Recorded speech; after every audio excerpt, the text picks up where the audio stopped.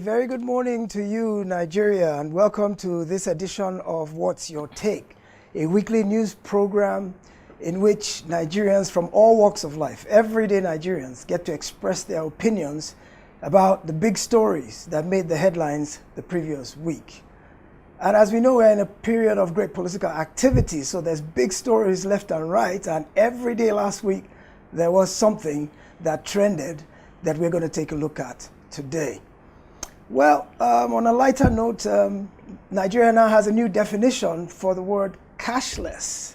As we know, the new Naira policy is based on trying to take us into a cashless economy. And the joke on social media now is that there's a new meaning of the word cashless, which is that you have money in your bank account, but you don't have access to it, which makes you cashless, of course, because your pockets are empty. And that story has replicated itself all across the country over the weekend and all through last week. Even this morning, there are mad crowds at the ATM machines, in the banking halls, and of course, at the petrol stations. So those are all the big stories that we'll be looking at. Of course, my newscaster, Yetunde Afolabi, is here, and we'll do justice to the headlines in just a minute after I introduce my guest. Yetunde, how are you this morning?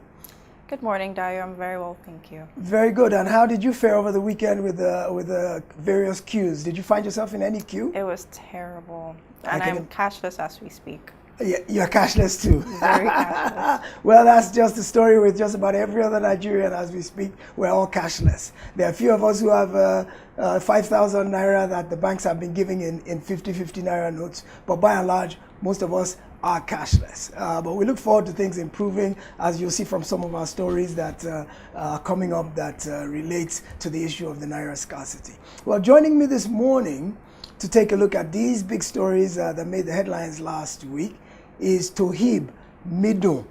He's an entrepreneur from the Magodo area who is into tailoring and fashion design. Welcome to the show this morning, Midun. Thank you. Thank you, Mr. Dyer. Thank you. It's a pleasure having you with us. Same here. And how have you been faring and coping with all the queues and the issues? What impact has this Naira scarcity and the fuel scarcity had on you and your business generally? Okay.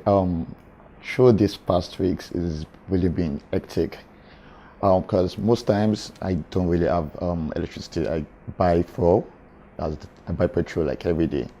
And then we don't get cheap to buy. We buy black market.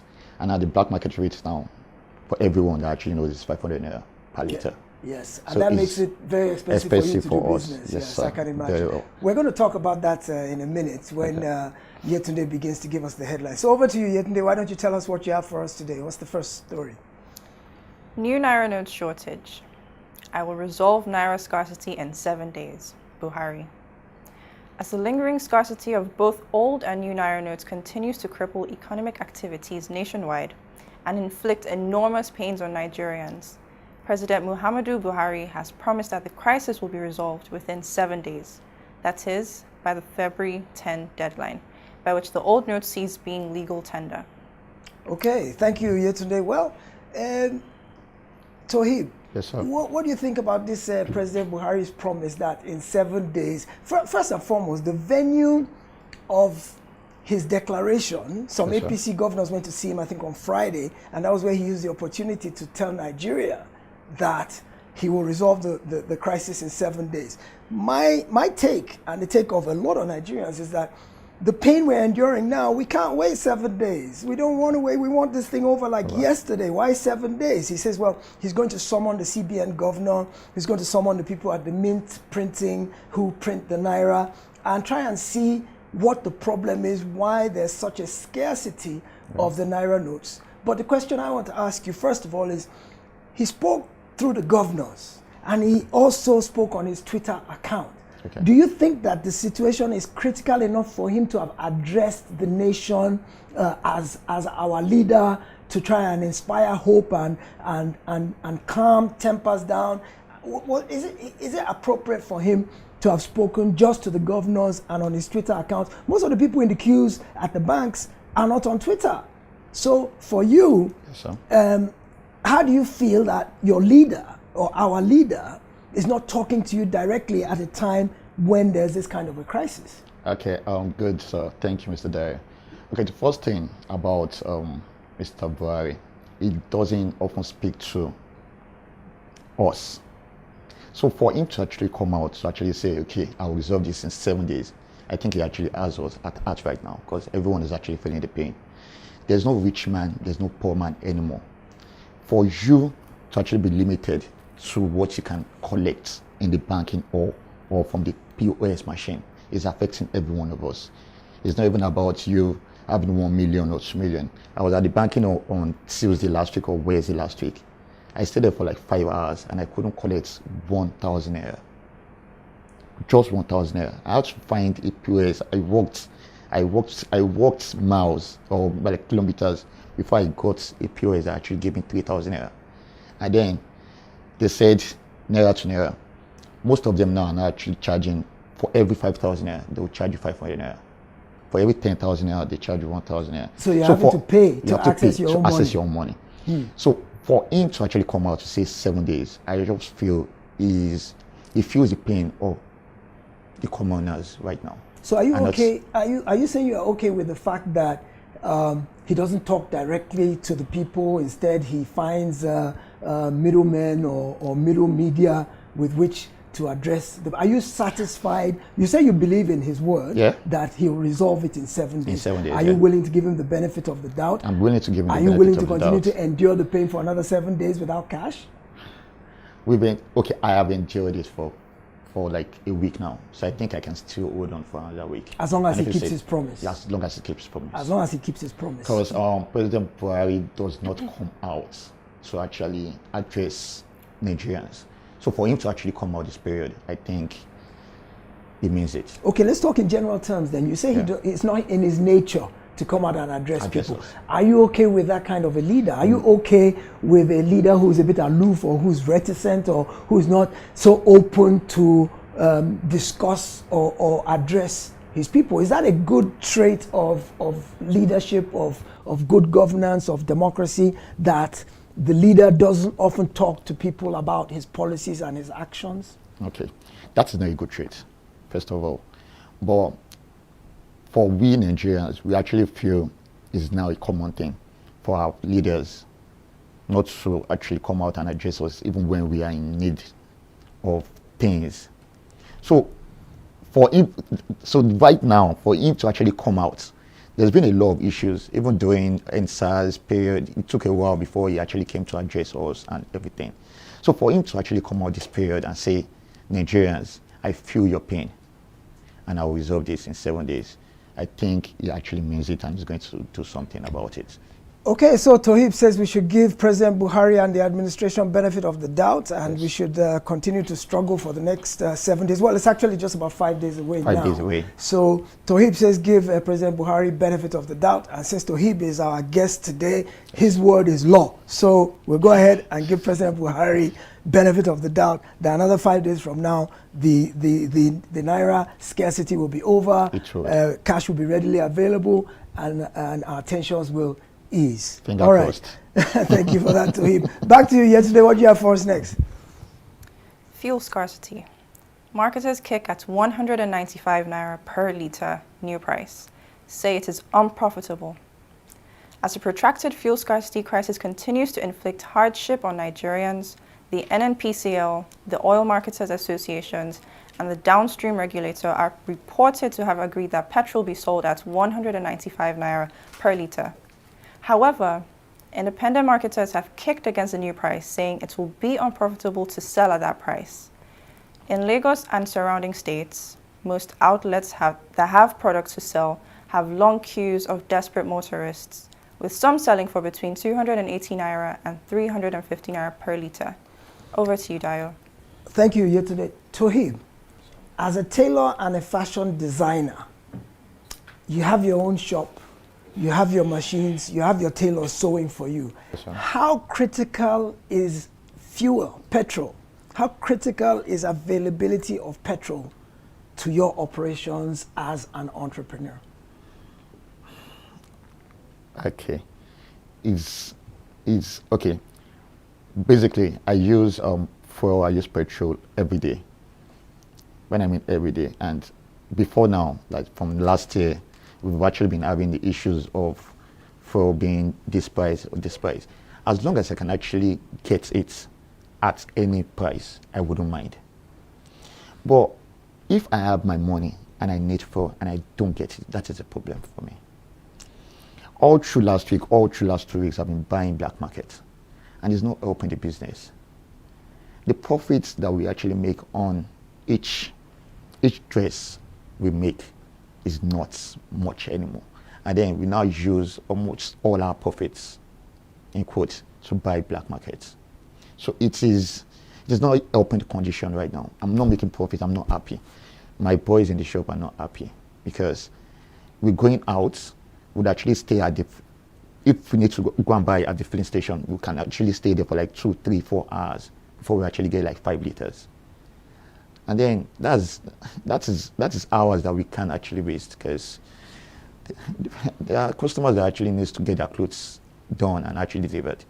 So if we actually spend like 5 hours waiting for fuel to buy at maybe like 195 or 200 naira that they actually sell right now, and then eventually we get 5 liters, all those hours have been lost. Oh yes, lost man hours, and that is critical for any small business. Yes. Now the thing about it that came out in the news last week, of course, is that the official price, which used to be 168 thereabouts, yes, is now 195, even though government didn't announce it officially. And when the rumor first came out, the Minister of State for Petroleum, Tinubu Silva, denied it. He said there's not been any official increase. President Buhari has not approved officially any increase. Now reports are coming out that NNPC, the major marketers, the downstream regulator, all of them have come together and have agreed that the price should be increased to 195. Now, from what I hear you say, as long as it's available, you're happy with paying the 195. I'm happy. Because a lot of people are paying 250, 300 out there in Lagos. You just want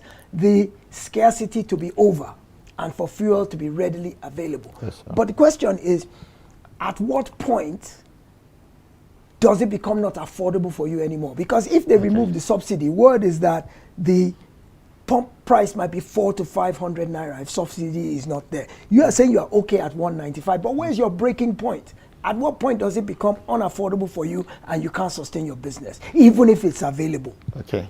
I feel everyone will actually, it will actually pass through everyone. Because as long as I actually buy my fuel, even if I'm buying it for 500 naira per liter, it means that the charges for my dresses would actually increase. So you'll pass the cost on to your customer. That is how it's going to be. But suppose your customer's income hasn't increased. Suppose his salary hasn't gone up and you double the cost of your clothes. Yes. Will he be able to come and still sew Buba and Shokoto with you? Well, I will still have customers that will still come. Fashion business is like one of the biggest in Nigeria right now. So there's still be customers that still that's you individually. But how about like market women, cost of food items and things like that? Will there be a commensurate increase in buying power that can now help us to adjust to the increase that everybody, not just the fashion designers, but those who sell food, those who sell recharge cards, those who sell everything we need for our daily lives, won't, as they're passing on the costs to their customer because the fuel prices have gone up, won't that affect and shrink their businesses because people cannot afford to buy those things at those higher prices? Even though you say fashion is an exception because you will still always have your customers. You are in the luxury and the high end of fashion, but we have to look at the everyday Nigerian, the common man in the street, which is what this show is all about, really, is to get the feeling and understand where the shoe is pinching the average Nigerian, so that our leaders in Abuja, in Alausa, and all the state houses of assembly will get to begin to understand how Nigerians are feeling and what they are really going through. So that's the situation with the fuel crisis. It looks like there's a price increase.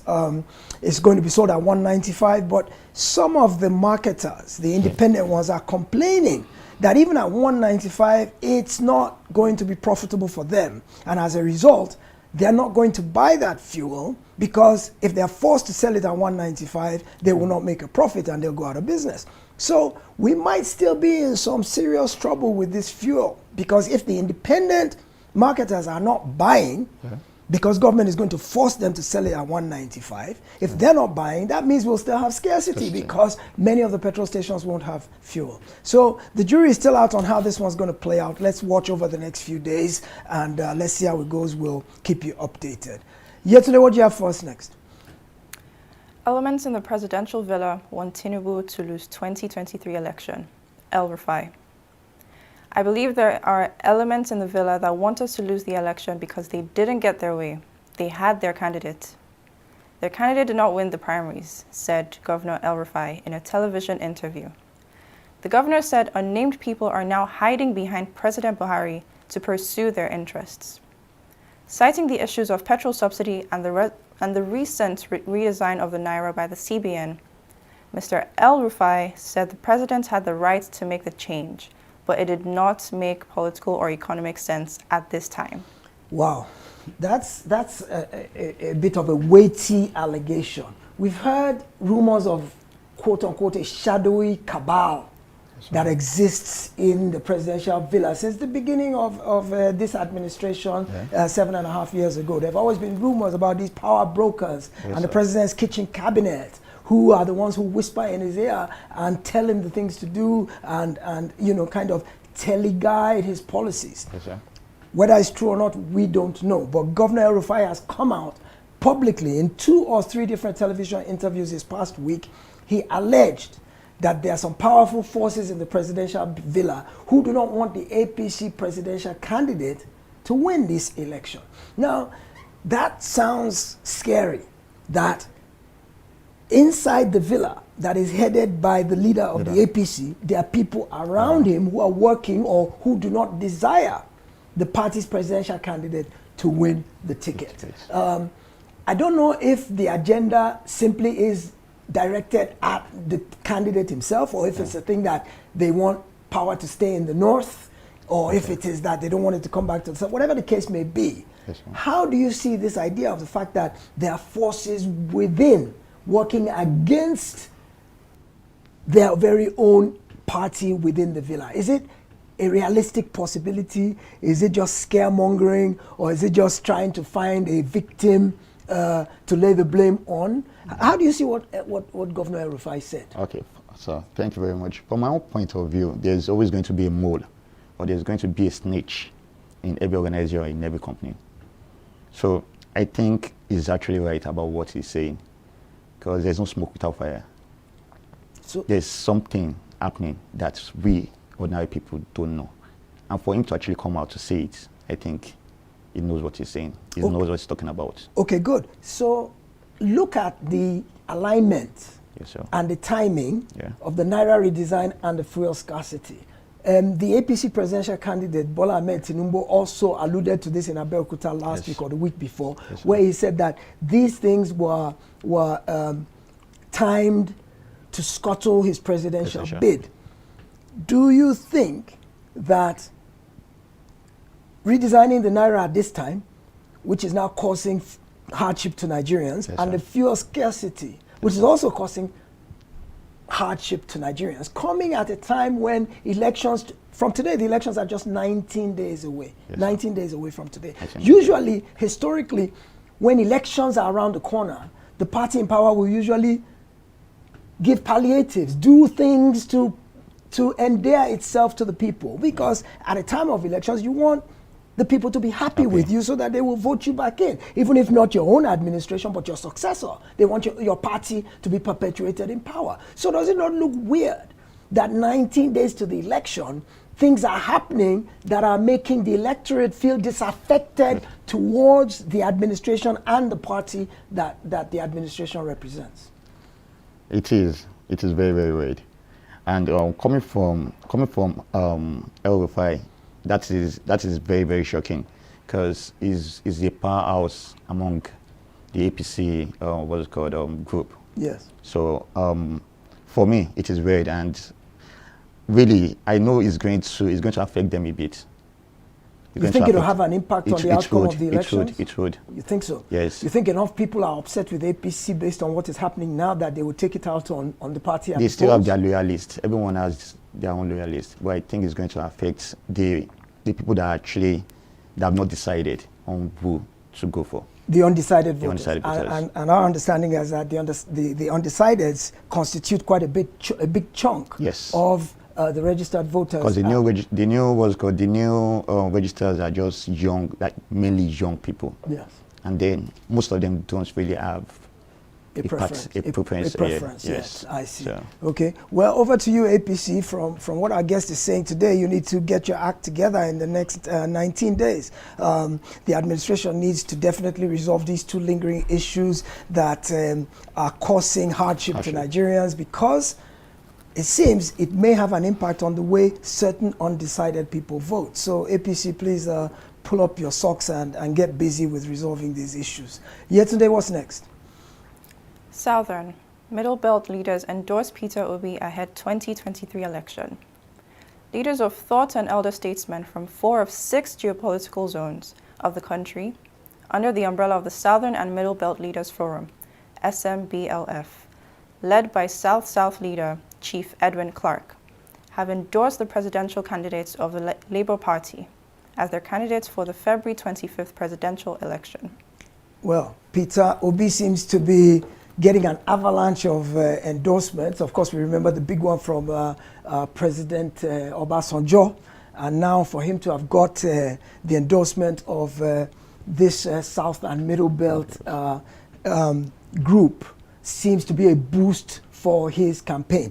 What I want to know from you is, Tohib, is do endorsements really matter? I mean, to the average Nigerian who's trying to eke out a daily living, who already has some sort of feel and opinion about who they will vote for, do these endorsements really make a difference? I mean, when President Obasanjo endorsed Peter Obi, does that mean I will now go out and vote for Peter Obi if I weren't planning to vote for him before? What is your feeling? Can you be swayed by an endorsement of from any public figure, maybe a Nollywood celebrity, maybe a former president, maybe even a cleric? Yeah. Can you be swayed by an endorsement of a powerful public figure who tells you, okay, this is who I like? Yeah. If he likes that person, does it make you like that person as well?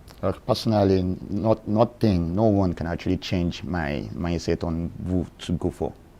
Well, I'm pretty sure I have a lot of people that would actually feel, okay, yes, because Mr. A is going for this person, then I'll actually follow this Mr. A. But personally, I wouldn't do that. So what you're saying is the endorsements do matter. They make a difference. Yeah, it makes a difference. Yes, it adds to the gravitas, it adds to the appeal, it adds to the electability of the candidates. Yes, sir. That's interesting. Yes, well, not for me personally. Not for you personally, but for the average Nigerian. You think that's the case? Yeah. Well, if that's the case, then Peter Obi is looking good, because apparently he seems to have a lot more endorsements. And if Tohib is correct, that in general, there will be Nigerians who will be swayed by endorsements, then, maybe Peter Obi is the man to watch out for in these coming elections. We have 19 more days to find out. And the funny thing is, very quietly over the weekend, INEC ended its PVC collection. Remember that exercise was extended by a week, previous week.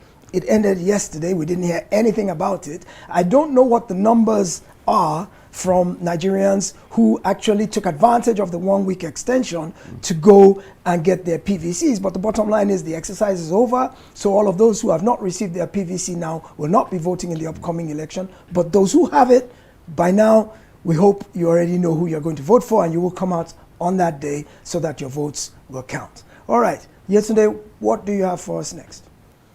Diezani Allison-Madueke moves to recover seized assets. Former Minister of Petroleum Resources, Mrs. Diezani Allison-Madueke, has prayed a federal high court in Abuja to vacate an order granted to the Economic and Financial Crimes Commission for final forfeiture of her seized assets. The News Agency of Nigeria reported that the Anti-Corruption Agency had planned to conduct public sale of all assets seized from Allison-Madueke, beginning from January 9, as contained in its public notice following various court judgments/orders. issued in favor of the Commission as final forfeiture orders against property and personal effects of the former minister.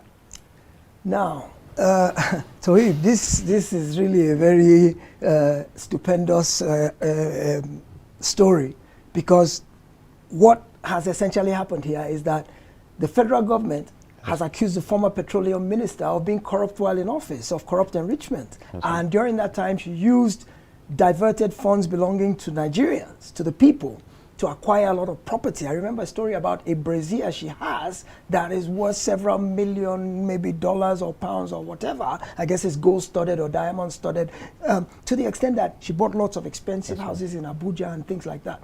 So through the EFCC, the government went to court to try and claim that property back, and they got a court judgment in their favor, getting forfeiture of these properties, meaning that they took them back from that woman, saying you didn't buy them properly, you didn't buy them with honestly earned money. So they seized the properties and they put them up for auction a couple of weeks ago. Now, Allison-Madueke, who is in the UK and has stayed in the UK to avoid extradition to Nigeria to face charges of corruption, she's now fighting to get the property back. She's gone to court. Now, is that not a slap in the face of Nigerians that somebody who has been adjudged, but don't get me wrong, she's not been tried in court. Okay, good. So she's not had her day in court yet. But based on preliminary investigations, they seized the property and they said, come and show us how you acquired this property. Yes. She didn't come. She didn't show up. And of course, silence is consent, meaning that I'm not contesting what you've accused me of. I'm not contesting it. Okay. So the government seized the property. Now she has gone to file in court to try and fight for the property, despite her having been shown to have acquired these properties through corrupt means. How do you feel? First of all, how do you feel about public officials stealing the Commonwealth and depriving the average Nigerian of the dividends of democracy or the national cake that all of us should share? Okay. Thank you, Mr. Dyer. Personally, I feel really, really bad about this issue, because I don't know how the federal government actually owes on.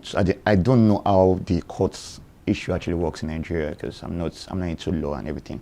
But I'm pretty sure she has someone that would actually advise her to go through that legal process. If they've tried her and she didn't show up, I'm pretty sure she would actually have spoken to our own lawyer, and our lawyer would say, okay, you can still get all this thing back. She won't just come out and say, okay, I need this property back. It's not possible. She would actually get advices from our legal people.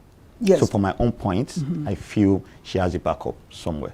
Yes, but from a moral standpoint, let's talk about our leaders and corruption. From a moral standpoint, first of all, how much was her salary anyway that she can now have 10 mansions in Abuja that are worth 500 million each? So from a moral standpoint, our leaders, this notion of corruption, and you know that was basically what brought down the Jonathan government, was allegations of incompetence and corruption. And she was an arrowhead in that administration. Yes. So my question to you is, what kind of a Nigeria are we looking forward to tomorrow, especially now that the elections are coming up, in terms of corruption within the political system? Our leadership, it seems as if to say many of our people go into public service to serve themselves and their families and not the generality of Nigerians. So how do you see this issue of corruption? President Buhari came into office on the altar of fighting corruption.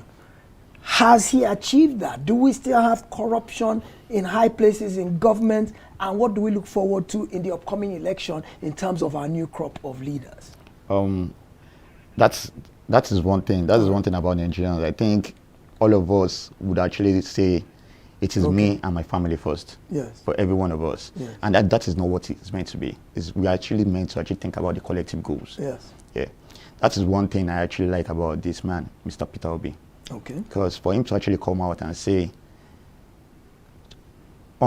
investigate me, check out my source of what's it called, making money.